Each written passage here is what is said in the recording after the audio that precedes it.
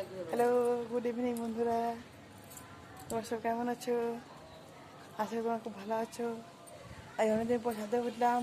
দেখুন কেমন বৃষ্টি পড়ছে, রোদও দিচ্ছে। আপনার সব কেমন আছেন?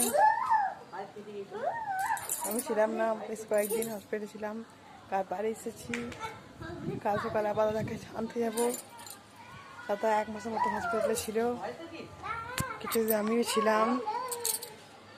আগে থাকতে দিচ্ছ না, অপারেশন হওয়ার পর মেয়েদিকে থাকতে দিত, তাই আমি থাকতাম।